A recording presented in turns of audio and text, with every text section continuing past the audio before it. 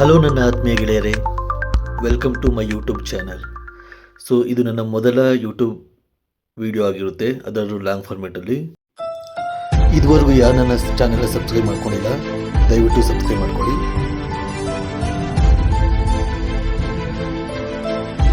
ಈ ಒಂದು ವಿಡಿಯೋನ ನಾನು ಮೊದಲನೇದಾಗಿ ಒಂದು ಯಾವುದಾದ್ರು ದೇವಸ್ಥಾನಕ್ಕೆ ಹೋಗಿ ಅಲ್ಲಿಂದ ಸ್ಟಾರ್ಟ್ ಮಾಡಬೇಕು ಅಂದ್ಕೊಂಡೆ.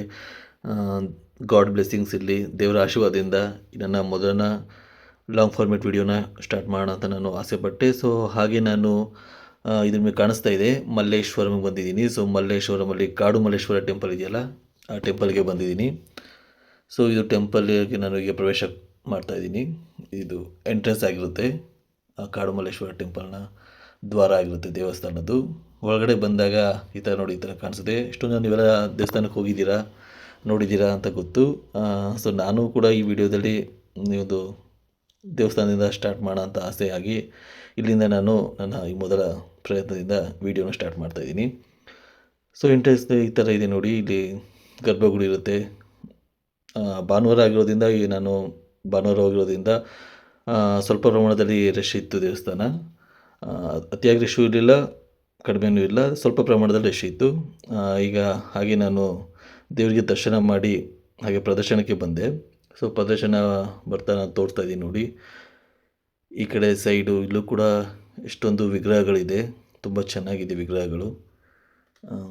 ನಾನು ಇದನ್ನು ಎರಡನೇ ಸರಿ ನೋಡ್ತಾ ಇರೋದು, ಕಾಡುಮಲ್ಲೇಶ್ವರ ಟೆಂಪಲ್ಗೆ ಎರಡನೇ ಸರಿ ವಿಸಿಟ್ ಮಾಡ್ತಾ ಇರೋದು. ಒಂದು 4-5 ಇಯರ್ಸ್ ಬ್ಯಾಕ್ ಒಂದು ಸರಿ ಹೋಗಿದ್ದೆ, ಅದಾದಮೇಲೆ ಇವಾಗಲೇ ನಾನು ವಿಸಿಟ್ ಮಾಡ್ತಾ ಇರೋದು. ತುಂಬ ಚೆನ್ನಾಗಿದೆ ದೇವಸ್ಥಾನ.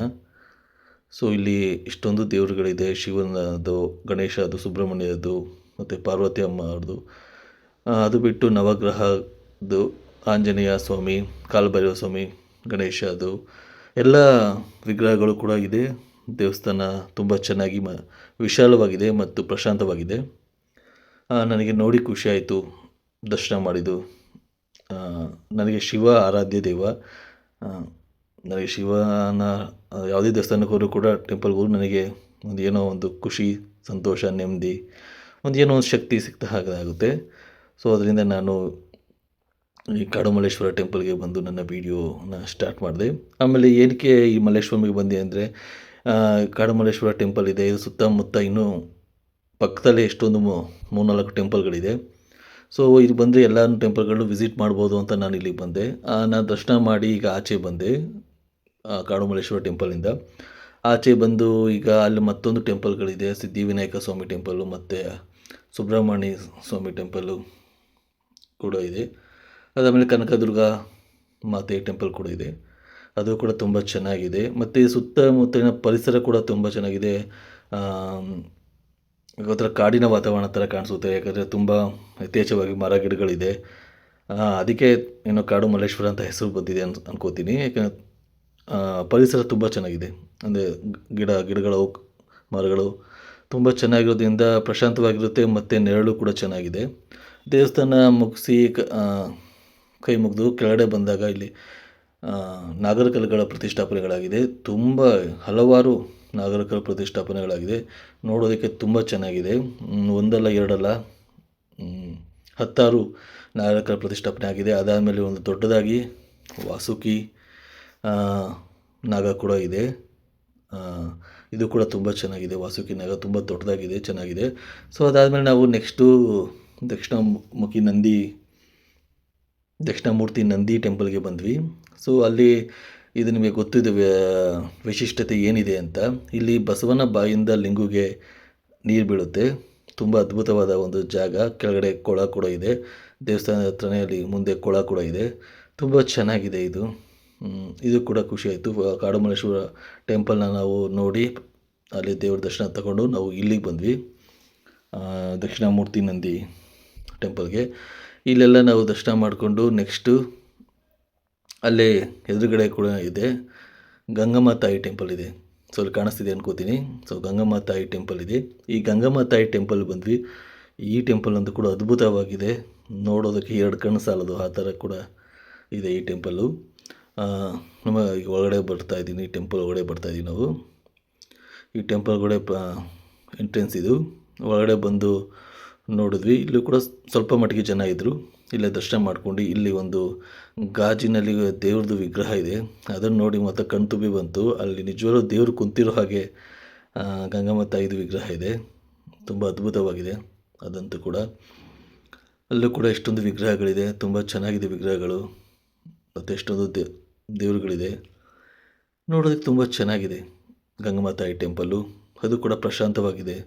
ಒಂದು ಧ್ಯಾನ ಮಾಡೋದಕ್ಕೆ ಜಾಗ ಇದೆ, ಕೂತ್ಕೊಳ್ಳೋದಕ್ಕೆಲ್ಲ ಚೆನ್ನಾಗಿದೆ. ತುಂಬ ಖುಷಿಯಾಯಿತು ಇಲ್ಲಿ ಕೂಡ ನೋಡಿ.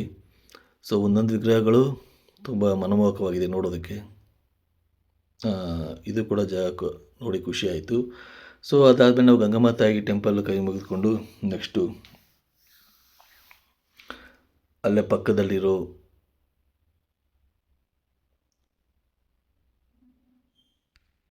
ಆ ಟೆಂಪಲ್ನ ನೋಡ್ಕೊಂಡು ನಾವು ಅಲ್ಲೇ ಪಕ್ಕದಲ್ಲಿರೋ ಲಕ್ಷ್ಮೀ ನರಸಿಂಹ ಸ್ವಾಮಿ ಟೆಂಪಲ್ ಕೂಡ ಇದೆ ಅಲ್ಲಿ ಪಕ್ಕದಲ್ಲಿ. ಅಲ್ಲಿಗೆ ಬಂದ್ವಿ ದೇವ್ರದ ದರ್ಶನ ಮಾಡ್ಕೊಳ್ಳೋದಕ್ಕೆ. ಅದು ಕೂಡ ಟೆಂಪಲ್ ತುಂಬ ಚೆನ್ನಾಗಿದೆ. ಅಲ್ಲಿ ಆಚೆಗಡೆಯಿಂದ ನಾನು ವೀಡಿಯೋ ಮಾಡಿಕೊಂಡೆ, ಒಳಗಡೆ ವೀಡಿಯೋ ಮಾಡೋಕ್ಕೆ ಹೋಗಲಿಲ್ಲ. ಅಲ್ಲೇ ವೀಡಿಯೋನ ಸ್ಟಾಪ್ ಮಾಡಿ ದೇವರ ಹೋಗಿ ದರ್ಶನ ಮಾಡಿಕೊಂಡು ಆಚೆ ಬಂದೆ. ಇದು ಕೂಡ ಟೆಂಪಲ್ ತುಂಬ ಚೆನ್ನಾಗಿ ಮೂಡಿ ಬಂದಿದೆ. ಸೊ ಇಲ್ಲಿ ಮಲ್ಲೇಶ್ವರಮಲ್ಲಿ ಈ ಒಂದು ಜಾಗದಲ್ಲಿ 4 ಟೆಂಪಲ್ ಪಕ್ಕದಲ್ಲೇ ಇದೆ. ಒಂದು ಕಾಡು ಮಲ್ಲೇಶ್ವರ ಟೆಂಪಲ್ಲು, ದಕ್ಷಿಣಾಮೂರ್ತಿ ನಂದಿ ಟೆಂಪಲ್ಲು, ಗಂಗಮ್ಮ ತಾಯಿ ಟೆಂಪಲ್ಲು ಮತ್ತು ಲಕ್ಷ್ಮೀ ನರಸಿಂಹ ಸ್ವಾಮಿ ಟೆಂಪಲ್ಲು.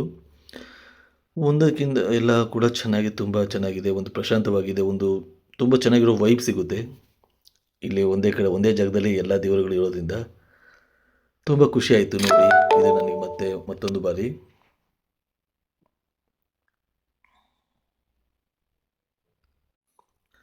ಸೊ ಇದೆಲ್ಲ ನೋಡಿಕೊಂಡು ನಾವು ನೆಕ್ಸ್ಟು ಅಲ್ಲೇ ಪಕ್ಕದಲ್ಲೂ ಸರ್ಕಲ್ ಮಾರಮ್ಮ ತಾಯಿ ದೇವಸ್ಥಾನಕ್ಕೆ ಬಂದ್ವಿ.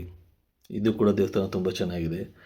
ಇದು ಕೂಡ ನಾನು ನಾನು 4-5 ಇಯರ್ಸ್ ಬ್ಯಾಕು ಅನ್ಕೋತೀನಿ ಒಂದು ಸರಿ ಎಲ್ಲ ಟೆಂಪಲ್ಗೂ ಹೋಗಿದ್ದು. ಅದಾದಮೇಲೆ ನಾನು ಈಗಲೇ ಬರ್ತಿರೋದು ಇಲ್ಲೂ ಕೂಡ ನೋಡಿ ವಿಗ್ರಹ ಎಷ್ಟು ತುಂಬ ಚೆನ್ನಾಗಿದೆ.